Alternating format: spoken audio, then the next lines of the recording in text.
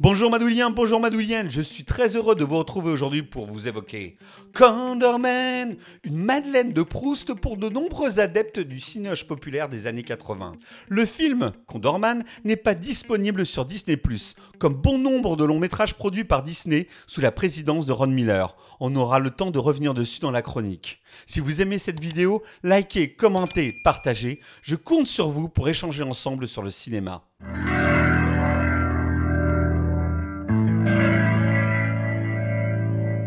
Ah, Condorman, cette séquence d'ouverture qui a influencé Kick-Ass, où notre héros Woody se jette de la tour Eiffel, ça nous a tellement marqué, gamin. Et souvent, avec ce genre de film, on a peur de les revoir. Ici, pas d'inquiétude. À part quelques incrustations ratées, ça se revoit encore très bien, même mieux que la plupart des films Marvel sortis ces dernières années. Condorman est l'un des nombreux films produits sous la présidence du gendre de Walt Disney, Ron Miller. Bien que cette période de Disney n'ait pas été une réussite économique, elle nous a tout simplement offert certains des meilleurs films live produits par la firme, tels que Le Trou Noir, Le Dragon du Lac de Feu, Les Yeux de la Forêt, Tron, La Foire des Ténèbres et Oz, un monde extraordinaire.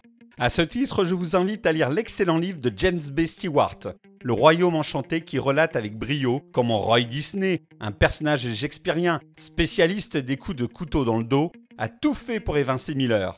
Ce dernier n'était pas, selon lui, assez fourbe pour diriger un mastodonte du divertissement. Condorman est une adaptation très libre du roman L'espion du dimanche de Robert Sheckley, plus connu pour ses ouvrages d'anticipation.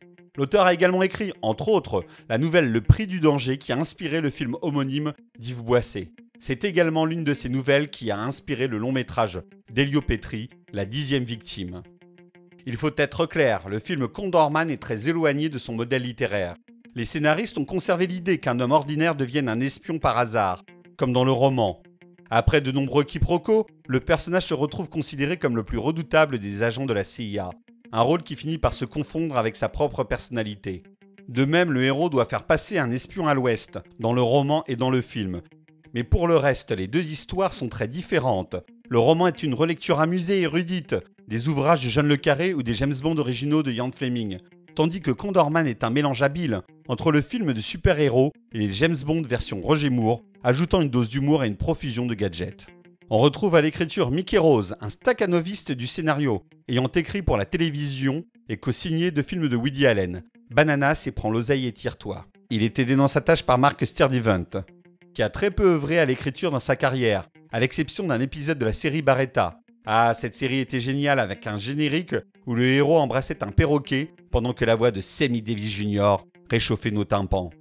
A noter que Mark Sturdivant a travaillé sur la production de deux excellents longs métrages. Élémentaire mon Sherlock Holmes, une sorte de Remington Steele dans le monde de Conan Doyle, et La Nuit de l'évasion, inspirée d'une histoire vraie durant la guerre froide.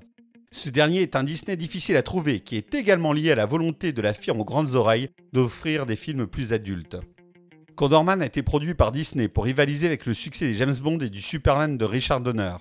Le réalisateur Charles Jarrott, qui avait déjà travaillé avec Disney sur Les Petits voleurs de chevaux, a été recruté pour diriger le film. Bien qu'il soit avant tout un technicien compétent plutôt qu'un visionnaire, il a su insuffler au sein de la firme Disney, dans ses précédents films, un vent de nouveautés, en engageant des acteurs tels que Geneviève Bujold et Elliot Gould sur Le Dernier vol de l'Arche de Noé.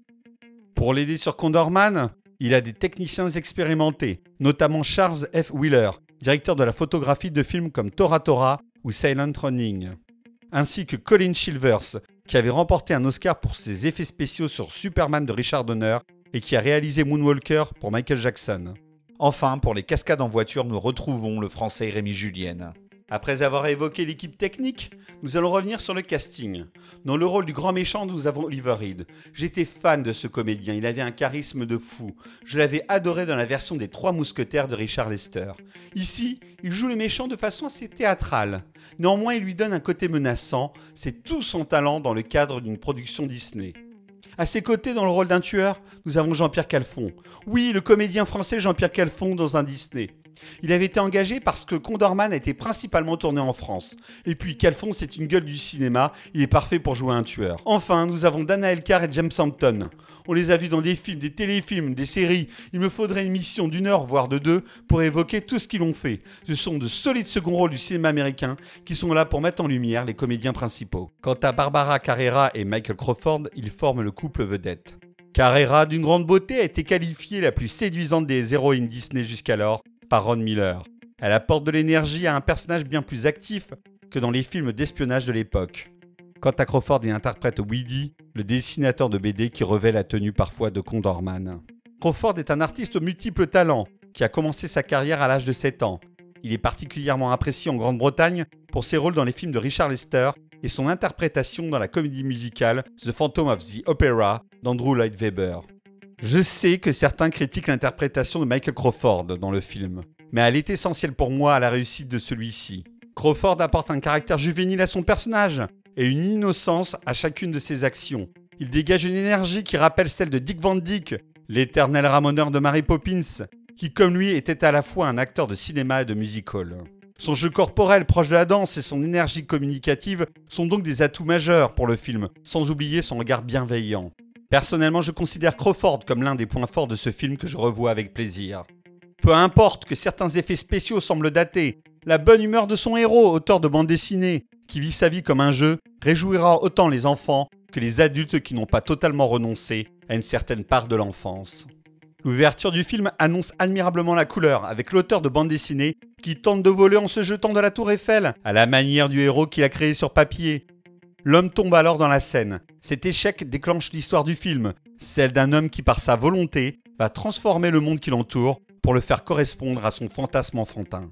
Le film est fascinant dans la manière dont il dépeint des gens qui fuient leurs responsabilités. Nous avons le chef de la CIA à Paris, qui ne veut pas s'occuper d'une mission et qui la délègue à son second, qui lui-même ne veut pas emporter la responsabilité et qui va la transmettre à Woody, qui est quand même dessinateur de BD dans le civil. On a également le méchant russe. C'est quand même un des chefs du KGB. Il est prêt à mettre en péril son pays et à se débarrasser du meilleur tueur de l'Union soviétique et du KGB pour essayer de mener une histoire d'amour impossible parce qu'elle l'aime pas, elle le déteste, avec l'héroïne du film. Tous les personnages semblent fuir la réalité et leurs responsabilités.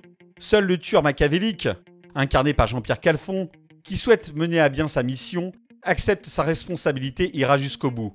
En rappelant les règles du monde des adultes, il est le seul à être éliminé par les autres personnages du film. Une scène du film est particulièrement pertinente à ce sujet. C'est celle où l'espionne russe s'éloigne et découvre dans les mains des enfants la bande dessinée Condorman, où elle est appelée Lady Laser, signée par Woody. On craint que la jeune femme abandonne le jeu et mette ainsi fin au film, mais une conversation qui aura lieu hors champ entre elle et le meilleur ami de Woody la persuade de continuer. Comme tous les autres personnages du film, elle fait semblant de croire que Woody est le plus grand des espions. De la même manière, on notera que les agents de la CIA, plusieurs fois dans le film, utilisent le mot scénario et non mission, alors que Woody doit faire passer une espionne de l'Est à l'Ouest en pleine guerre froide.